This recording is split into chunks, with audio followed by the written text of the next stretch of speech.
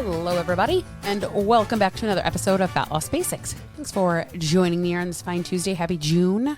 Hard to believe we are literally halfway through this year already, which is craziness. But here we are. And I don't know about anybody else, but kids are finishing up school. I'm going to have all high school kids next year, which is wild. And yeah, we're just moving and grooving, and kids are lifeguarding again this year. So that opened up this last weekend, and my youngest spent like the last week with his cousins who are in from Oklahoma. So it's been a wild, kind of crazy, busy week or so, couple of weeks. We're going to talk a little bit about what's going on in my world. I'm not going to give very specific details, but this episode is a testament to why I do what I do and why I teach women what I teach them. Because if it's one thing I've learned, life is never going to go the way you plan on it going. And Life is always going to be trying to take you out. That's all I'm going to say about that for now. So what I want to talk about right now is my May accountability. So I did a recap for April. I did, talking about all the things that I that I'm tracking right now. So if you are brand new and you're just like, well, I don't know what the heck you're talking about. In April, I decided I'm just going to hold myself accountable to 3 different things for my health that I was going to really focus on. And that was tracking my food to 90% every day. That was getting in 10,000 steps, not because I have to get 10,000 steps, but that is where I need to be personally. And then drinking water.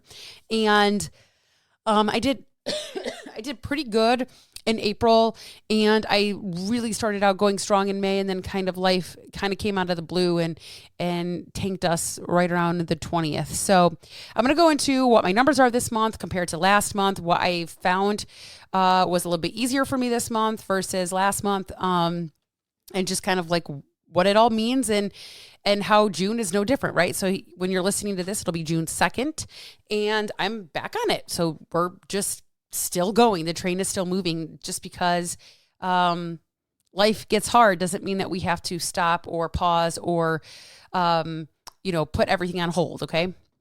And then honestly, it's when most women want to do this, by the way. When life gets hard, you want to stop, you want to pause. You're like, oh, I can't, I had this all the time. Oh, this is happening. Oh, I can't work with you anymore. This big life event is changing. But this is the time that you typically need somebody the most, right? So in April, let's go over my April numbers. I was 83% for food tracking out of the 30 days, 60% for steps, and water was 67%. And I lost a total of 2.5 pounds.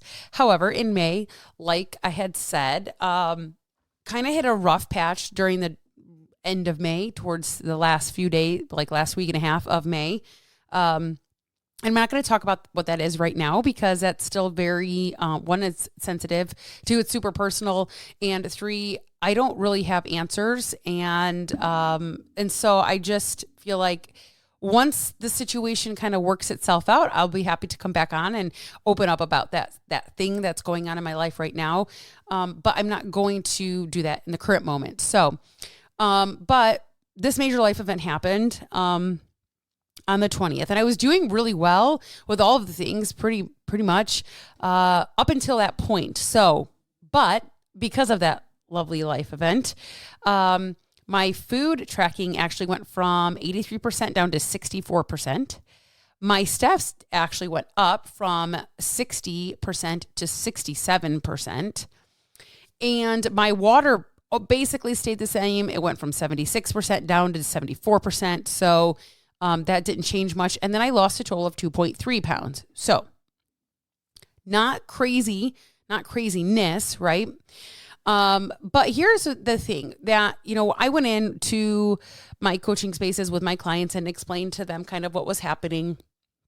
And so my clients do know because they get privy to that information when you are my people and in my close proximity. Partially because I want to teach you and I want to show you and I want to lead so that you can also understand and learn as you go when life gets big and hard and heavy and tries to knock you out. But you're always it's always going to be something, right? Life's going to hit us hard. It's not like a matter of when, or it's not a matter of if, but when, right?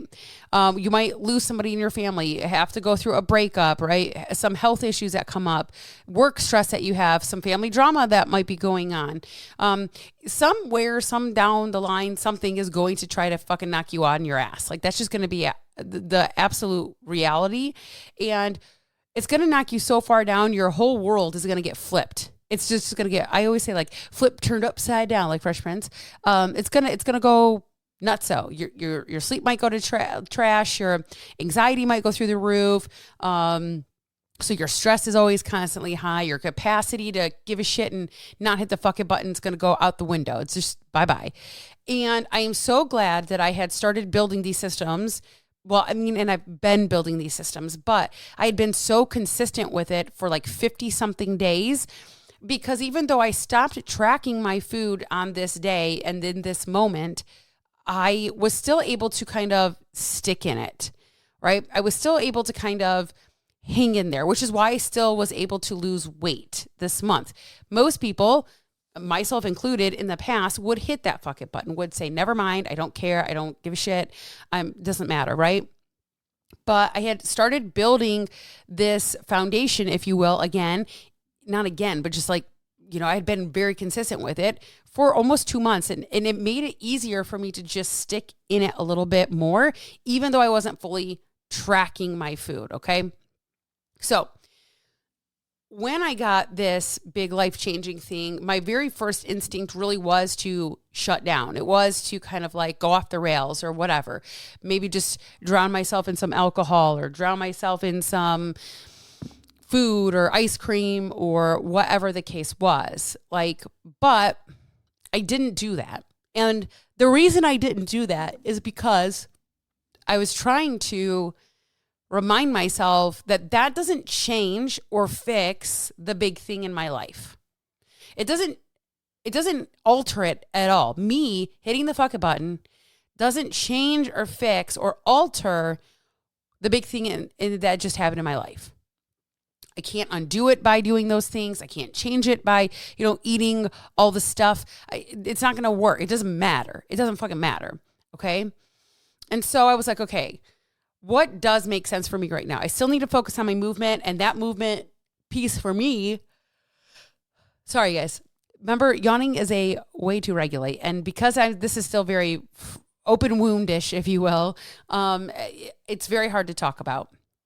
But I was trying to focus on what can I do. Just because I don't have the capacity or care to track doesn't mean I can't pay attention, right? So I didn't want to stop moving because movement was regulation for me. It was a way for me to move the energy that I had nowhere to go somewhere, right? And when I was talking about this with my clients, this is why I'm so passionate about what I teach and how I coach and the way I coach, because it's not about being perfect and it's not about eat less, move more, right? This is about building resilience. This is about building foundation and habit pieces so that when life gets hard, not if, but when life gets hard, there is something to fall back on. You have a contingency plan, if you will. Right? My clients are going through hard things, whether it's, medical things that have been messed up. Their parents are going through things that they have to deal with, their own shit that they've, had since they were kids, trauma, dealing with that. My job is to help them build these systems and build this foundation to keep them moving forward when, not if, but when life happens to them. Because they're going to have days where they go through hard things. They're going to have weeks that are shit. They're going to have months. I have a client that's still with me to this day who for almost a year, we were like survival mode for her. We weren't actively looking to lose weight. We were like, how do we stay in the game? How do you stick in this? How do you keep moving one step at a time, even though it feels like you're not doing anything, even though it feels like, well, I'm not losing weight, so this must not be the thing, right? That's okay. There's nothing wrong with that, okay? But moving forward, maybe imperfectly, maybe, not to your best self, but we are still moving forward either way, okay? So I feel like this is why, and I preface this because life can change in an instant.